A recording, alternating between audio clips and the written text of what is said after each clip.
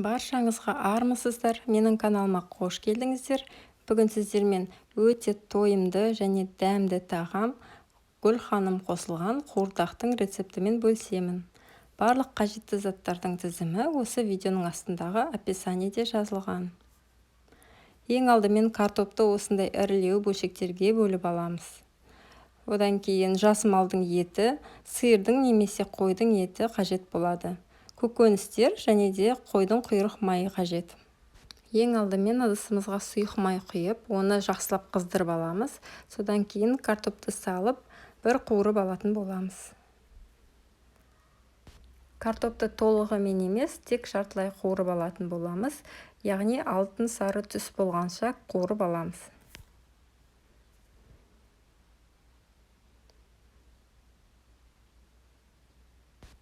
Міне көріп тұрғандарыңыздай әдемі сарғыш түс болды. Енді осыны бөлек тарелкеге салып алатын боламыз. Картопты міндетті түрде осылай алдын ала қуырып алуы қажет. Себебі еттің үстіне салған кезде картопымыз езілмей әдемі болып түсу үшін осылай жасаймыз.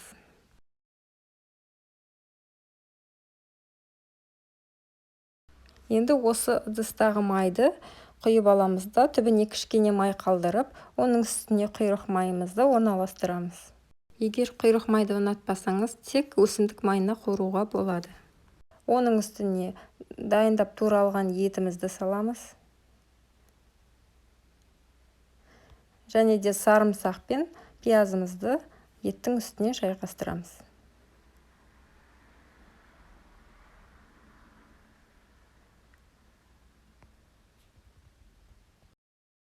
Татымына қарай тұз қосамыз да, және қақпағын жауып, қатты отта 15 минуттай қуырамыз.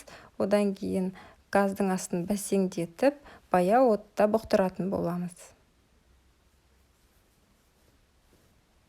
Біраз бұқтырылғаннан кейін үстіне қалауларыңызша сәбіз қоссаңыздар болады. Мен сәбіз ұнатпағандықтан орам жапырақ қостым, және де қызанақты қосып, жақсылап араластырып жібереміз.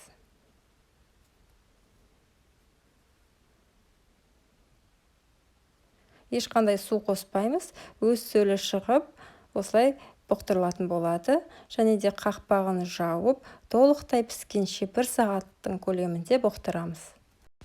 Осы уақытта гүл ханымның қамырын жасайтын боламыз. Ол үшін 1 жұмыртқа және 1 пиала тұз және жарты шай қасық тұз салып, жақсылап араластырамыз.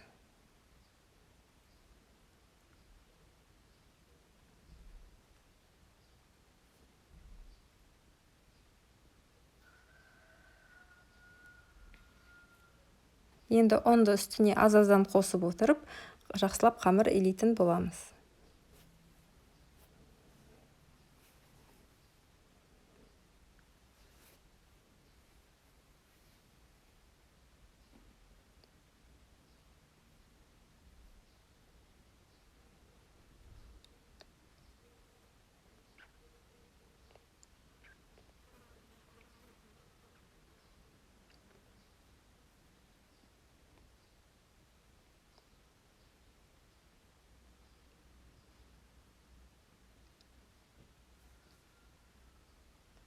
Енді дайын болған қамырымызды пакетке салып, 1-20 минутқа қалдырып қойсаңыздар болады.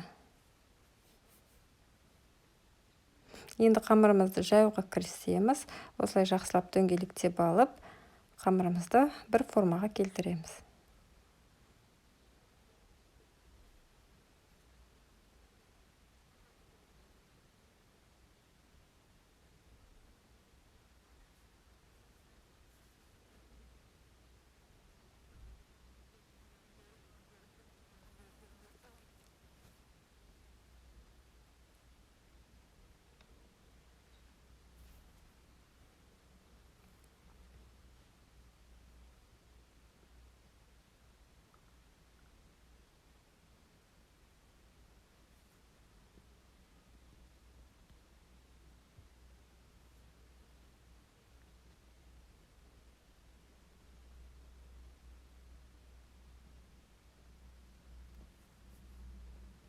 Қамырымызды барынша жұқа етіп жаюға тырысамыз.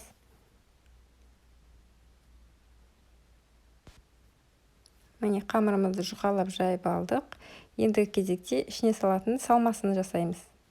Менде теңдей мөлшерде ұсақтап туралған асқабақ және пияз, оның үстіне тұз бұрышын салып жақсылап араластырып аламыз.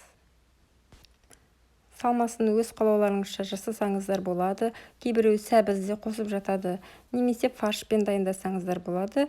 Барлығы өз қалауларыңызбен.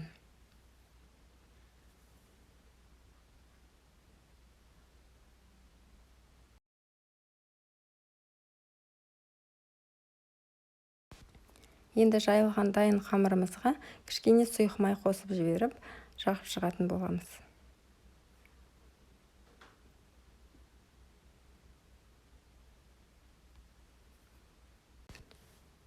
Және оны мантыға кескендей етіп, жолақ бөліктерге бөліп шығатын боламыз.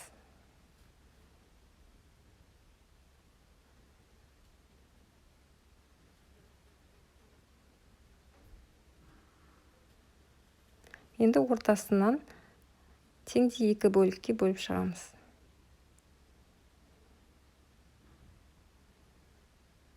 Ортасына салмамызды саламыз.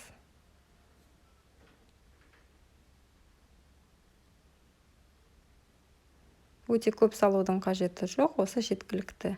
Және де осылай бүктеп, және гүл формасын жасайтын боламыз.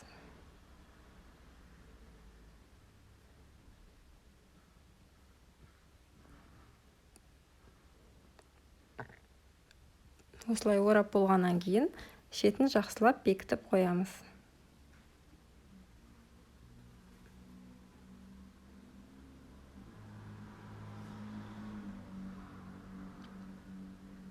Енді барлық қамырларымызды осылай жасап шығатын боламыз.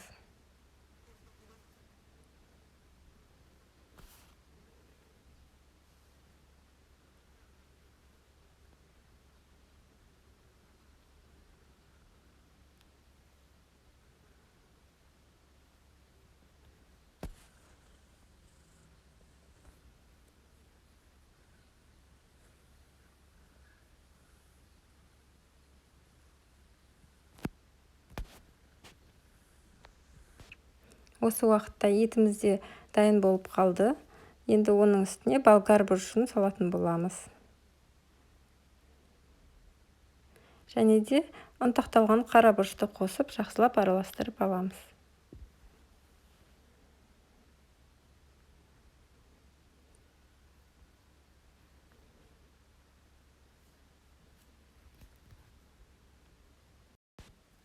Оның үстіне қуырып алған картопымызды салып жібереміз. Және де 1 стакан су құятын боламыз. Және оның үстіне гүл ханумдарды жақсылап орналастырамыз. Егер бөлек пісірем десеңіздер, мантоварканың ішіне де пісірсеңіздер болады. Қақпағын жауып, дайын болғанша шамамен 35 минуттай бұқтырамыз. Міне тағамымыз дайын болды. Гүл ханымдарды бөлек тарелкеге салып аламыз.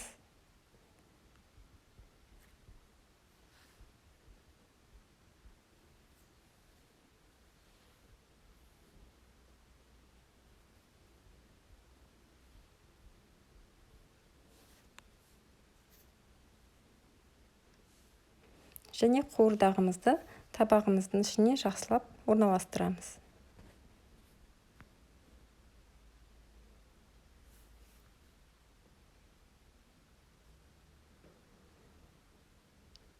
Және гүл ханымдарды шетіне сәндеп қоятын боламыз. Қалауыңызша пияздарды дөңгелектеп немесе көк жуа, укроп салсаңыздар болады.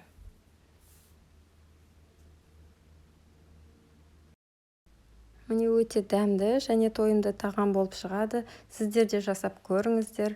Ұнаса лайк басып, пікір қалдырып кетсеңіздер болады. Баршаңызға ас болсын.